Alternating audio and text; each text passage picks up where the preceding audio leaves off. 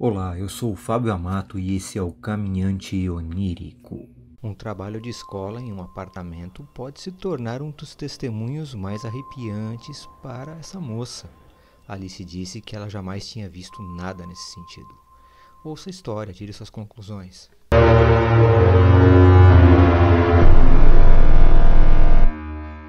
Você gosta de história de terror, né?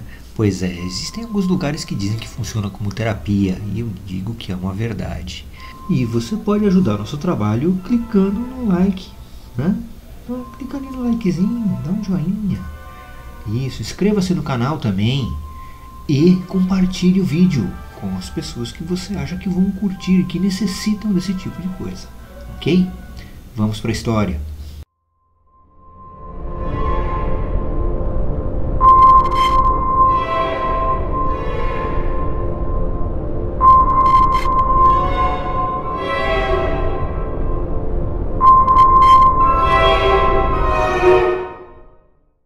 Olá, meu nome é Alice.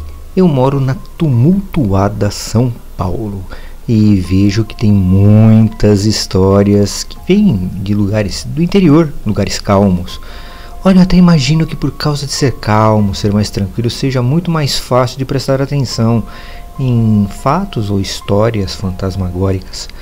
Olha, mas posso dizer que na tumultuada São Paulo, toda barulhenta, também tem algumas histórias de fantasmas.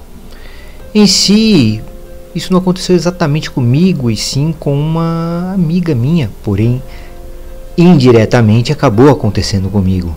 E eu fui testemunha, sim. Eu estive em uma ocasião, ou outra, na verdade diversas, onde aconteceram coisas que sinceramente me fizeram acreditar nesse tipo de coisa. Pensem bem, eu sou de São Paulo, eu vivo em um bairro praticamente nobre. Ah, sim, isso não quer dizer que eu tenha condições de vidas elevadas. A minha amiga sim, mas eu não. São Paulo é toda barulhenta, não importa onde você está. Na verdade, eu não fico em casa, eu vou muito em festas. Finais de semana eu saio. Não tenho tempo para prestar atenção nesse tipo de coisa. Sabe, a vida é uma maluquice muitas vezes. Até esse acontecimento. A história não faz tanto tempo assim não, tá? Eu estava entrando na faculdade, eu estou me formando agora. Era o meu primeiro ano. E sinceramente, olha, não aconteceram tantas pegadinhas quanto o pessoal falava não. E o que aconteceu foi bem divertido. Foi onde eu fiz os meus melhores amigos. Como vocês já perceberam, minha vida é bem agitada. Sim, eu saía do serviço, ia para a faculdade, da faculdade para minha casa 2 vezes por semana na academia. E quando eu podia, eu ia acampar. Olha, eu acho que era aí que eu tinha os únicos momentos de paz realmente, onde eu relaxava. E mesmo assim, com esse silêncio todo, eu nunca tive contato com nada disso até então. E preciso dizer que a faculdade pegava boa parte da minha vida, pelo menos durante os 4 anos. E desde o início eu tive amigos como o Daniel, a Janaína, a Karina. Porém a Bruna foi a que mais se aproximou de mim. Bruna e seus pais estavam aqui há pouquíssimo tempo em São Paulo. Então eles haviam acabado de alugar um apartamento, na verdade numa zona bem diferenciada. O apartamento era antigo, era um edifício antigo. Porém, depois que eles reformaram para poder entrar, nossa, ficou muito aconchegante. E foi lá que resolvemos fazer os últimos trabalhos do ano. Era para ser um trabalho simples, uma finalização comum. Era o bastante e nos garantiria as notas para terminarmos o ano. E nesse dia tudo aconteceu. Era para terminarmos às 10 horas. Íamos para casa. Mas sabe quando uma coisa se atrapalha na outra, mais ficamos conversando do que trabalhando. E realmente não foi o que aconteceu. Acabamos ficando até muito mais tarde lá. Na verdade, tivemos que passar a noite. Mas vamos começar pelo início. Nos reunimos então. Eu, Daniel, Janaína, Karina e Bruna nos reunimos na casa dela para terminar o trabalho. E quando chegamos, tanto os pais quanto o irmão de Bruna já haviam saído. Eles foram para uma dessas festas. Bruna só não foi justamente por causa da faculdade. O mais provável é que nem voltassem essa noite. Logo teríamos a casa inteira para poder fazer o trabalho. Porém, Bruna insistiu e sim, nós ficamos justamente fechados dentro do quarto dela, que posso dizer era muito amplo. Sinceramente, dava praticamente a minha casa inteira. E de qualquer forma, lá teríamos completa liberdade de brincar, papear, fazer o trabalho. Aliás, fazer um trabalho desses com um grupo de palhaços é bem complicado. E entendam, não é palhaço no mau sentido, realmente todos mais brincavam do que trabalhavam. Bom, quem já fez trabalho sabe como é que é, erros acontecem, e é a todo instante. E realmente começou a ficar bem tarde, bem mais do que o planejado. E nós estávamos bem, sabíamos que íamos terminar, porém a única pessoa que não parecia estar lá muito bem, estava meio apática, era a própria Bruna. Ela estava tão apreensiva que começou a me deixar desconfortável.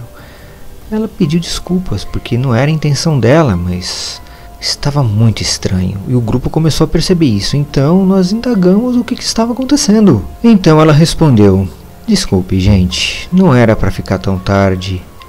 Não vai ficar ruim para vocês? Bom, ela desconversou um pouco. Todos nós já achamos um pouquinho estranho, porém respondemos: temos que terminar, portanto ficamos lá. Mas ela rapidamente arrumou lugares para que nós pudéssemos dormir lá.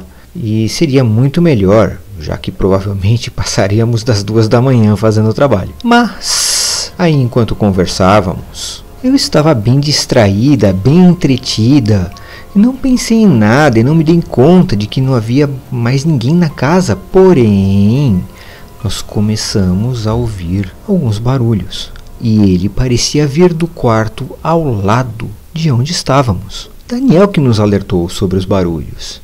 Logo, não era coisa somente de um ou outro ouvir. Então ficamos quietos e começamos a ouvir, a escutar. Era como se tivesse mais alguém na casa, no quarto ao lado. De vez em quando ouvíamos uma porta ranger e algo como se fossem passos. Então perguntamos: seus pais não haviam saído? Então Bruna respondeu, um pouco ressabiada: sim, mas não são eles que estão fazendo barulho. E como toda a expressão de todo mundo ficou bem sem graça, de medo ou até mesmo vergonha, ela nos contou que estava sendo assolada por barulhos à noite, desde que mudou para lá. Coisas que muitas vezes seu próprio irmão e seus pais já haviam ficado muito incomodados. Daniel foi o primeiro a dizer: nossa, vou dormir numa casa assombrada. Adorei. Fui meio que tirando sarro, sim, mas não com a intenção de deixar Bruna brava ou desfazendo dela, mas sim pela situação. E Daniel não resistiu, é óbvio. Ele foi o primeiro a sair do nosso quarto e abrir a porta do outro quarto. Ele realmente voltou dizendo que não havia ninguém. Depois de terminarmos o nosso trabalho, o qual foi com um certo custo, mesmo com os barulhos estranhos, cada um assumiu seu local para dormir no próprio quarto de Bruna, pois começamos a entender o porquê ela achava melhor ficarmos lá. Como era um quarto muito grande, logo não teria problema, todos conseguiriam realmente se aconchegar muito bem e faríamos o máximo para não sair do quarto. É o que todos nós tínhamos combinado, já que lá existia um banheiro, era uma suíte. Não precisaríamos fazer nada fora do quarto. Assim, o que estaria andando, atormentando a casa, ficaria lá por lá e nos deixaria em paz. Pelo menos é o que nós pensamos. Eu estava sem sono, mas deitei na cama assim mesmo, para tentar relaxar. Quando apaguei a luz, eu tive a arrepiante sensação de alguém tocar minha pele e depois afagar meus cabelos de uma maneira muito suave. Aquilo me arrepiou. Eu achei que fosse Bruna ou algumas das outras meninas tentando brincar, mas cada uma estava deitada em seu lugar. Eu nem pensei em Daniel. Se ele tivesse feito alguma coisa, eu sinceramente ia gritar muito com ele. Mas não era. Bom, posso dizer que aquilo me arrepiou um pouco. Como eu disse, ali era uma suíte, então eu me levantei e fui em direção ao banheiro. Enquanto eu estava caminhando para lá, eu senti um forte puxão na minha blusa pela parte de trás. Mas não foi um puxãozinho simples, foi algo que me fez perder o chão, eu quase caí. Quando eu estava voltando, eu notei que o quarto tinha ficado frio. Uma coisa bem estranha para uma noite razoavelmente quente e com as janelas fechadas. Olha, sinceramente, eu não quis saber, deitei. Quando eu já estava pegando no sono, eu senti toques nos meus cabelos novamente. Fiquei mais aterrorizada.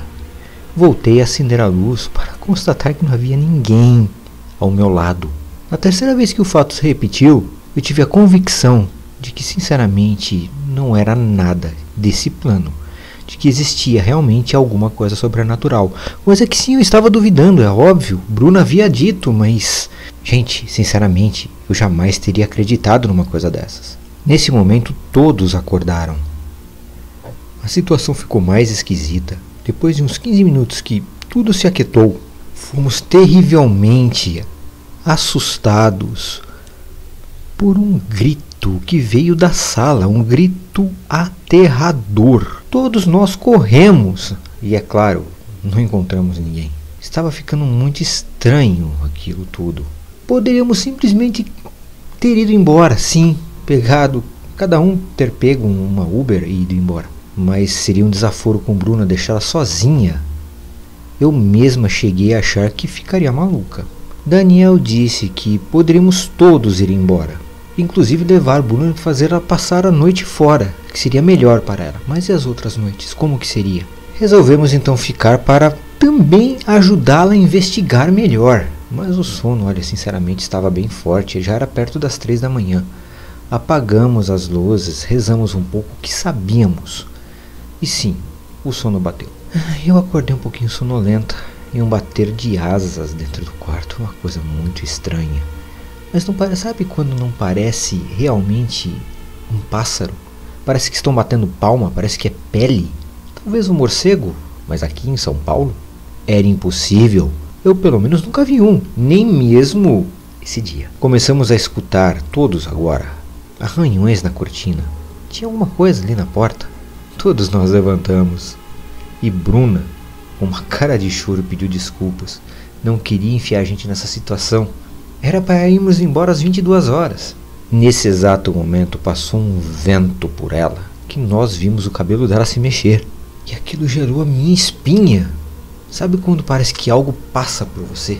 A minha amiga sentiu a mesma coisa, Karina. Na hora aquilo deu um calafrio em todo mundo, arrepiou a coluna de todos.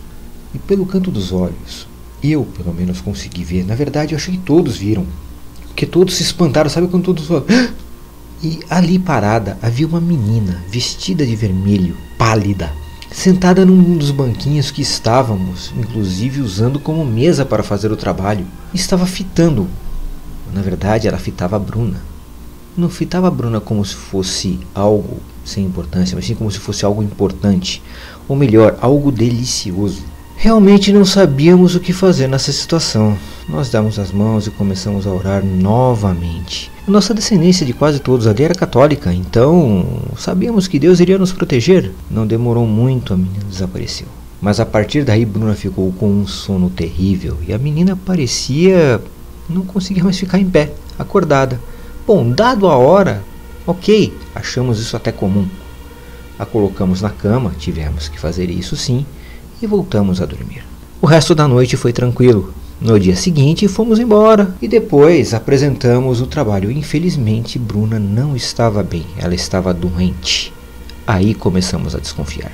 Mesmo sem a sua presença, ela ganhou a sua nota, os seus pontos. Fizemos isso. Já praticamente no final do ano, já estávamos todos bem garantidos. Fizemos um mutirão entre nós mesmos e fomos entrevistar todos do prédio onde Bruna morava. O que me impressionou é que todos os outros apartamentos eram compostos por moradores idosos. Os outros apartamentos de baixo eram bem mais simples que o dela, pois todos sentiam efeitos. Mas de longe era igual ao que presenciamos no apartamento de Bruna. Pelo menos foi o que relataram os idosos. E depois de conversarmos muito com os pais dela, realmente resolveram se mudar. Não foram para longe, foram para um bairro vizinho. Bruna já estava bem melhor, ela conseguia dormir, ela se divertia mais e fizemos muitos outros trabalhos na casa, nessa nova casa dela, nesse novo apartamento. E como brincamos, dessa vez sem efeitos especiais. Acho que eu não preciso nem dizer que os trabalhos daí para frente foram muito melhores que o daquele dia. Ah, sim, o que os pais e o irmão de Bruna disseram, nem eu sei, nunca conversamos com eles a esse respeito. Sabe, não sabemos qual é a visão deles sobre isso. Nem mesmo Bruna conversa muito com os pais sobre isso. Devemos dizer que foram noites arrepiantes. Eu acho que todos evitam de falar sobre. Realmente eu não sei qual o nome que vocês dariam para esse tipo de coisa, se é assombração ou o que era, ou como poderia chamar. O que eu sei é que eu acho que não poderíamos fazer nada para deter ou parar aquilo, seja lá o que fosse. Esse foi o meu relato. Muito obrigado aí, caminhante.